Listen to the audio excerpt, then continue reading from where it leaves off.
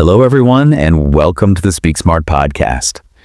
You know, today we are going to be tackling something pretty universally relevant, job interviews. It's true. And whether you're seasoned pro or just starting out. It can be so nerve-wracking. Oh, absolutely. And for this deep dive, we're going to be taking a unique approach. Yes. We're turning to an English learning podcast for advice. I love that. I know it sounds a little unconventional. It does, but I think sometimes the best lessons come from the most unexpected places. That's very true. Yeah. So this podcast, while focusing on language acquisition, also kind of delves into these core principles of effective communication. Yes. Which are really crucial for interview success. Yeah. So let's unpack this. The podcast breaks down the interview process into stages. Okay. Starting with the all-important greeting. Oh, the greeting.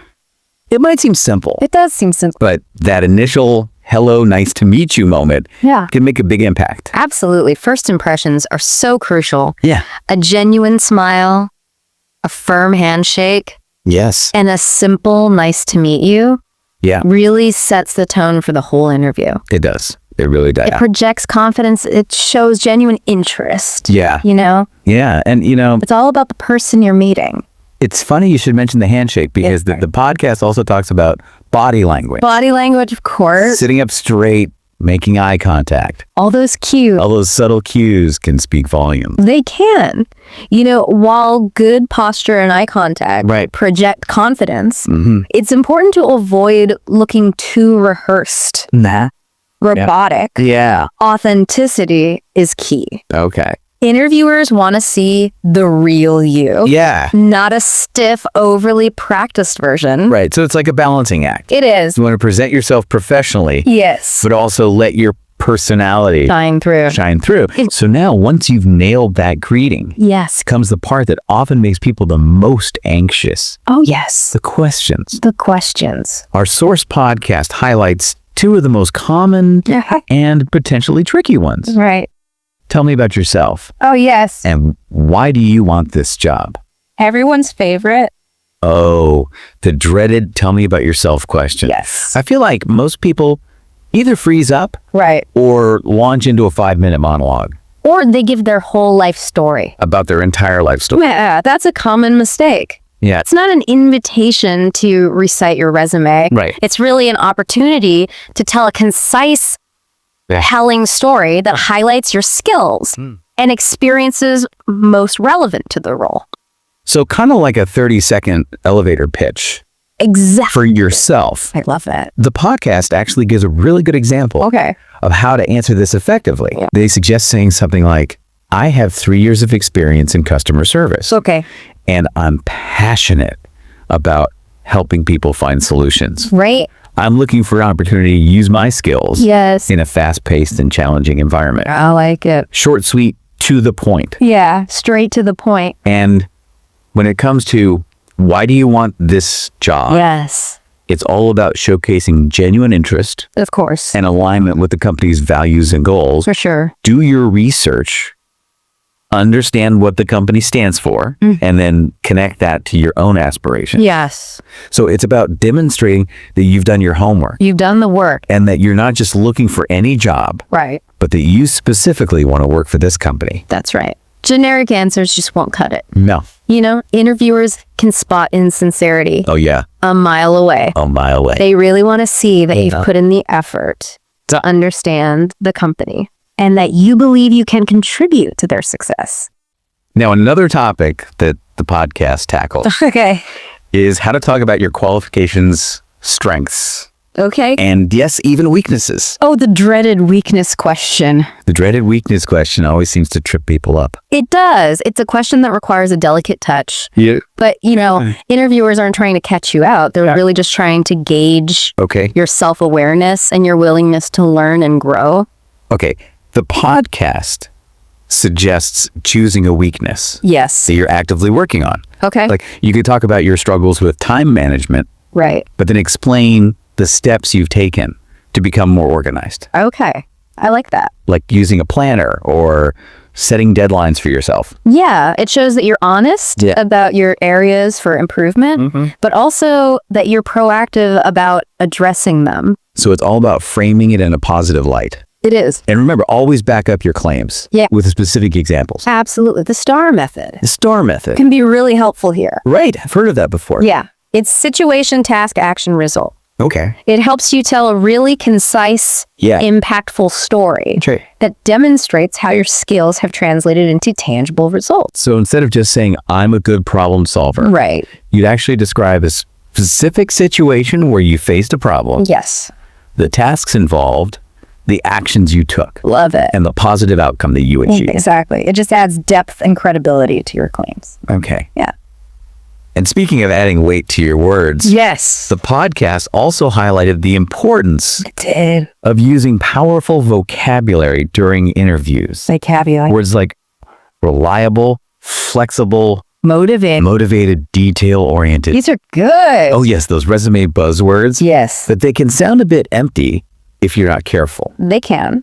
The key is to demonstrate these qualities through your experiences. Don't just say you're reliable. Show it by giving examples of how you've consistently met deadlines or gone the extra mile in previous roles. So, for example, instead of just saying I'm detail-oriented, you could say in my previous role, I was responsible for proofreading all marketing materials before they were published. I developed a meticulous checklist to ensure that every detail was accurate and consistent with brand guidelines. I like it. Much more impactful and believable. It is. It shows that you understand what those qualities mean in practice. Exactly. And that you have a track record of demonstrating them. I love it. So far, this English Learning podcast is proving to be a treasure trove of interview wisdom. Really is. Who knew? You never know. It's all about connecting the dots. These fundamental communication skills are relevant, whether you're learning a new language or trying to impress a potential employer. That's a great point. Yeah. Okay, so we've talked about the grading. We've talked about some of those common questions. But before we even step into the interview room, there's some crucial prep work to be done. Always. And our English Learning podcast has some great insights on this as well. Okay. One of the things they really emphasized was researching the company. Research is so important. I was not just talking about skimming their website and social media feeds. You got to go deeper. It's about going deeper. Yes. What are their core values? What are their current challenges and goals? What kind of culture? What kind of culture do they foster? Do they have? I think a lot of people underestimate the power of research. I think so too. Both for their own benefit and to impress the interviewers. Absolutely. Understanding the company allows you to tailor your answers. It does. And demonstrate genuine interest. It also helps you decide if the company's the right fit for you. That too. It's a two-way street. That's a great point. Yes. It's not just about them evaluating you. You're also evaluating them. For sure. So beyond researching the company itself, what other pre-interview tips did the podcast offer?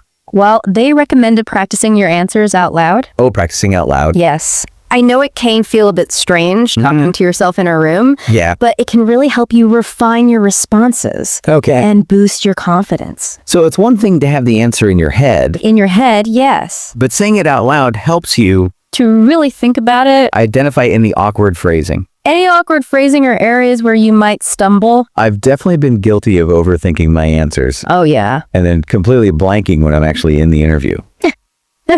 Happens to the best of us. So practicing out loud definitely makes sense.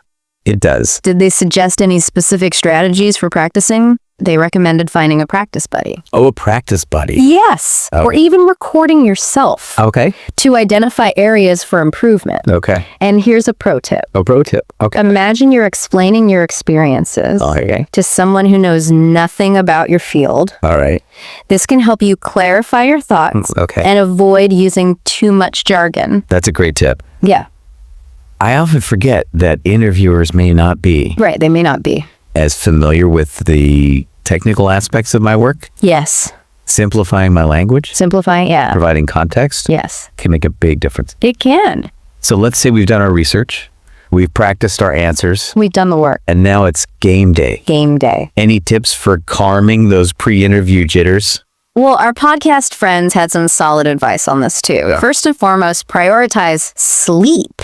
Sleep. and nutrition. Yeah. It might sound basic, but a good night's sleep and a nourishing breakfast can make a world of difference in your energy levels and mental clarity. So important. Think of it as fuel for a peak performance. It's true. I'm definitely more prone to rambling Hell yeah. and losing my train of thought. When you're running on fumes. I'm running on fumes. Did they mention anything about dealing with anxiety in the moment? In the moment. Like right before Walk in the door. you walk into the interview room? Yeah. They recommended deep breathing exercises. Oh, deep breathing. Yeah. You know, it can help regulate your heart rate. Okay. Calm your nerves. Okay. And here's one they didn't mention. Okay. Create a playlist of confidence boosting music for your commute. I love that idea. Yeah. It can help shift your mindset. Yeah. Get you in the zone. Music could definitely be a powerful mood booster. It can. Now let's talk about something that can cause a lot of pre-interview stress. Oh, yes. What to wear. What to wear. It's a big one. The podcast emphasized the importance of dressing appropriately. Appropriately, yes. The company culture. The culture. It's about finding that balance Right. between professionalism and reflecting the company's vibe. Exactly. Right? You don't want to show up in a suit and tie No. for an interview at a tech startup, Right. known for its casual atmosphere. Yeah. How can you figure out the dress code? Yeah, how can you figure out the dress code if it's not explicitly stated? A little online sleuthing can go a long way. Oh, online sleuthing. Okay. Yes. Check out the company's website, Okay. social media, even employee LinkedIn profiles Yeah. to get a sense of their typical attire. Okay. You can also subtly inquire about the dress code Oh, during your initial email or phone conversation with the recruiter. that's a good point. It's better to ask and be sure It is. than to show up underdressed or overdressed. Exact. So let's fast forward. The interview is over. Yeah. You've answered all their questions to the best of your ability. You did your best. And now you're waiting to hear back.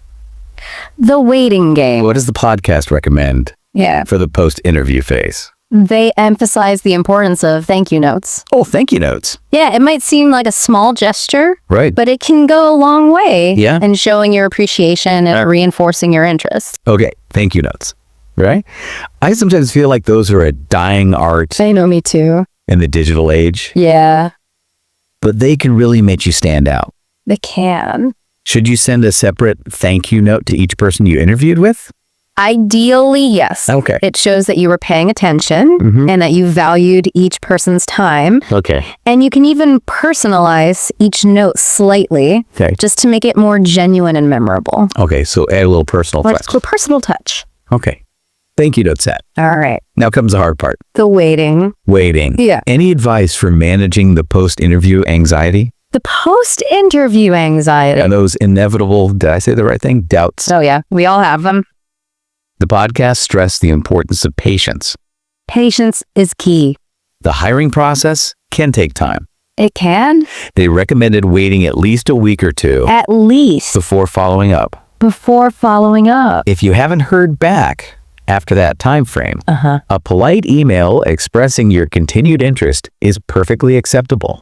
It is. And what about those times when, despite our best efforts, Yeah. we don't get the job offer? It happens. Rejection can be tough to handle, It is tough. especially after you've invested so much time and energy Right. into the process. The podcast offered a surprisingly mature perspective on this. Oh, okay. They encouraged viewing every interview, Okay. even the ones that don't lead to an offer, as a valuable learning experience. So instead of dwelling on the disappointment, Right. try to extract some takeaways that can help you improve for next time. For next time. Did they suggest any specific ways to do that? Well, they recommended asking for feedback Oh, asking for feedback. from the interviewer if possible. Okay. You know, just it's a simple email, Right. thanking them for their time and asking if they have any suggestions for improvement. Okay. You know, that can provide valuable insight. Yeah. And even if they don't offer specific feedback, Right. simply reflecting on the experience Yes. and identifying areas where you could have done better Identifying those areas. can help you grow. It all helps you grow. It's all about turning a no No. into an opportunity for growth. Into it. Yes. This English Learning Podcast I know who knew. is full of great advice. It is. Okay, so we've covered a lot of ground in this deep dive Here we have. into mastering job interviews, Yes. and it's all thanks to This podcast. This English learning podcast. Who knew, right? Who knew? It's amazing the wisdom we can glean from these unexpected sources. It's true. As we've been talking about all these tips, it's really striking me that the underlying theme is... What is it? Continuous learning and growth. Continuous learning and growth. You know, it's not just about prepping for that one interview. Right. It's about this mindset of ongoing development. Yeah. The podcast really emphasized that the job search is a journey. It is a journey. Not a destination. Not a destination. And even after you land the job, that learning mindset is what will help you thrive. Absolutely. And advance in your career. That's right. So whether it's taking online courses, attending workshops, pursuing personal projects that align with your career goals, continuous learning demonstrates initiative. It does. And keeps your skills sharp. And it keeps things interesting. Yes. It keeps your mind engaged. And speaking of adding layers, they also talked about the importance of networking. Networking is so important. I think it's often overlooked. I think so too. But it can be incredibly valuable. It really can. In the job search process. Yes. And it's not just about collecting business cards. No, it's not. It's about building those genuine relationships with people in your field. Exactly. So connecting with people who can offer insights, advice, and potentially even job leads. For sure. Do they offer any specific strategies for networking effectively? Well, they recommended attending industry events. Okay, industry events. Joining professional organizations and actively engaging with people on platforms like LinkedIn. So it's about putting yourself out there. It is. Being genuinely interested in others. Yes. And building that network of connection. Exactly. That can support your career journey. That's right. And while you're out there networking and honing your skills. Yes. Don't forget about the power of mindset. Oh, mindset is everything. The podcast really hammered home the importance of positive attitude, belief in yourself. Absolutely. It's about focusing on your strengths, celebrating your accomplishments. Yes. And approaching challenges with resilience and determination. Love it. It's so easy to get bogged down in self-doubt. It is. Especially during the job search process. Especially that. But maintaining a positive outlook can make a world of difference. It can. Did they mention any specific techniques for cultivating a more positive mindset? They recommended practicing gratitude. Gratitude, okay. Focusing on your wins and surrounding yourself with supportive people. Oh, surrounding yourself with the right people. The right people, yes. Who believe in your potential. Who lift you up. And here's one they didn't mention. Okay. Visualize yourself succeeding. Oh, visualization. Imagine yourself confidently walking into that interview room. Yes. Articulately answering questions. And landing that dream job. That's great. Visualization is so powerful. It's like creating that mental blueprint. It is. For success. Yes. We've covered a lot of ground today. We have. And I hope our listeners feel empowered. And equipped to tackle their next job interview with confidence. I hope so too. Me too. Yeah. And who knew an English learning podcast would be I know, right? such a treasure trove of career advice. That's the beauty of it. This just goes to show that those valuable insights can come from the most unexpected places. The most unexpected places. So keep your eyes open. Yeah. Keep your ears open. Be open. You never know where that next gem of wisdom is going to come from. Exactly. And here's a final thought for our listeners. All right. The job search is not just about finding a job. Right. It's about finding the right job for you. Finding the right job. Yeah. The one that aligns with your values. Yes. Your passions, your aspirations. You got it. One where you can contribute your skills, but also feel fulfilled and inspired. That's it. So with that, I think we've successfully squeezed every last drop of wisdom. We have. From this unconventional yet insightful English learning podcast. We've done it. We've done it. It's been a fascinating journey. It has. And I hope our listeners have found it as valuable as we have. Me too. Remember, the job search can be challenging. It can be. But with preparation, a positive attitude, and a willingness to learn and grow, yes, you can achieve your career goals. Absolutely. And to echo the sentiment of our source material, you've got this. You've got this. You've got this. And hey, if you're looking for a fantastic resource to boost your English skills, yes, and gain valuable life advice along the way, be sure to check out the Speak Smart podcast. They're great. They've got a ton of great episodes on all sorts of topics. They do. And that's a wrap for us today. Thank you for listening to the Speak Smart podcast.